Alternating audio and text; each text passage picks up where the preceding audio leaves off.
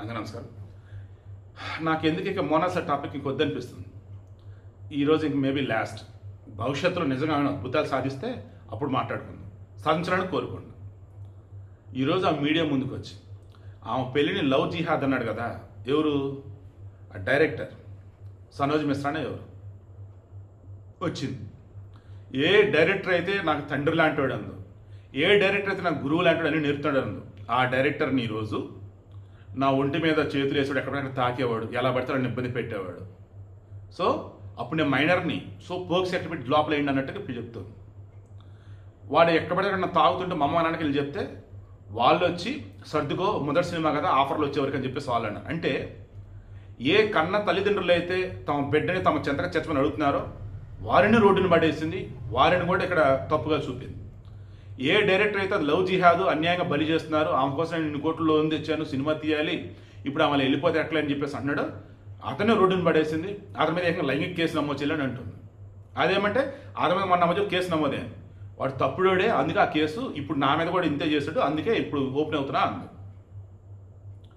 ఇప్పుడు ఏంటి విషయం?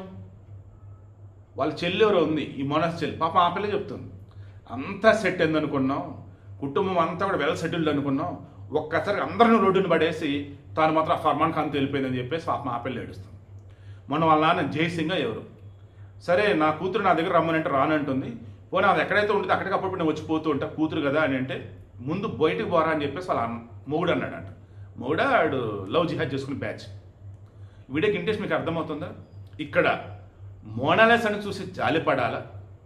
ఇన్నాళ్ళు ఎవరినైతే గొప్పగా చెప్పిందో ఒక్కసారిగా ఫర్మాన్ ఖాన్ గారితో పెళ్ళాక లవ్ జిహాద్ ఈ ఆరోపణలు మొత్తం బయటకు వస్తున్న తర్వాత మొత్తం ఇక ఎవరి గురించి అయితే ఇన్నాళ్ళు గొప్పగా చెప్పిందో వారిని ఈరోజు సమాజం చీకొట్టేలా చేస్తుంది. అవునా కాదా? అమ్మ నాన్న ఆ డైరెక్టర్ అందరిని ఇప్పుడు రోడ్డుని పడేసింది, అందరిని ఇప్పుడు తప్పుగా చూపించింది. ఒకే ఒకటి ఏడుస్తూ నన్ను నానా రకాల ఇబ్బందులు పెట్టాడు ఆడు, ఆయన కుటుంబం కూడా సర్దుబొమ్మని అంది, నేను మనిషినే ఏమనుకున్నారు, ఆడపిల్లను కదా, ఈలోపు నాకు ఫర్మాన్ ఖాన్ తోడు దొరికాడు, ఇంక అందుకే వచ్చేసాను, నా ఫర్మాన్ ఖాన్ తోడు నాకు ఇదే జీవితం చెప్పేసి అంటాం. ఎక్కడన్నా ఆ అమ్మాయి సంతోషం బతకాలి. ఆ పిల్ల చెప్పింది నిజమైతే అవతల సనోజ్ మిశ్రా కానీ వాళ్ళ కుటుంబం కానీ కష్ట శిక్షణ అనిపిస్తారు. ఒకవేళ ఆ పిల్ల చెప్పింది అబద్ధమైతే ఆ పిల్లని మంచిగా మార్చని దేవుడిని వేడుకుంటూ ఉన్నా.